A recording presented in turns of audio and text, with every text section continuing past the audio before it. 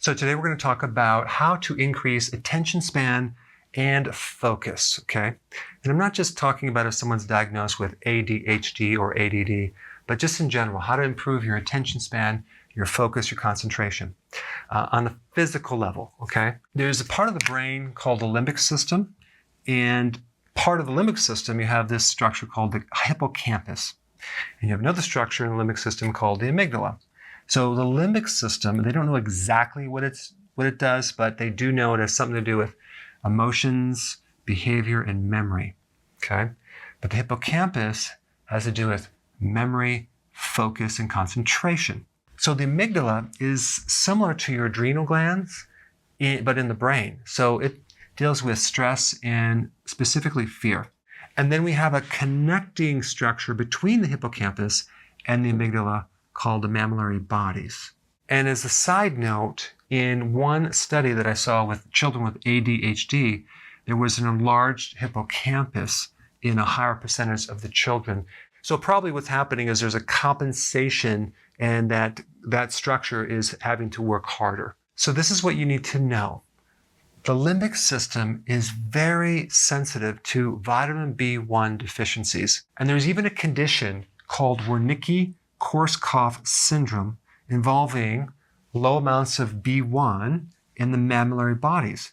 This is usually caused by alcohol because alcohol depletes your B1. So take a wild guess what diet I'm going to recommend for increasing your attention span and focus. It's something that you probably never heard of before. It's called healthy keto and intermittent fasting. Surprise! Now, why would you want to do healthy keto?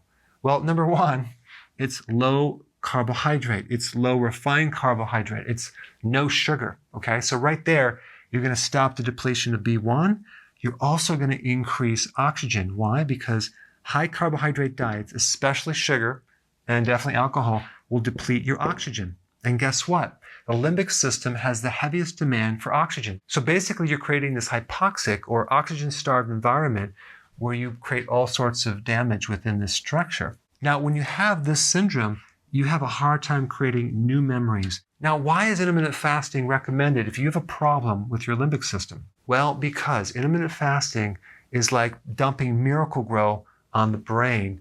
It actually causes regrowing of your nerve cells, but not of the entire brain, only specific parts of the brain. And it just so happens the limbic system is one of those systems that can actually regenerate with intermittent fasting. So that's exciting. So if you're starting to have memory problems and focus problems, potentially this can be reversed. But it's not just about taking vitamin B1. It's about getting your diet straightened out. I don't even recommend taking B1 unless you're willing to change your diet. Get off the sugar, do intermittent fasting. Then with that, you take the B1. I recommend nutritional yeast as one of the best sources. I don't recommend taking a synthetic version. Find a natural version. And then you're going to start seeing gradual improvements in your cognitive function. All right. Thanks for watching. So I want to thank you for being here and watching my videos. If you haven't already subscribed, go ahead and do so you can stay informed of future videos.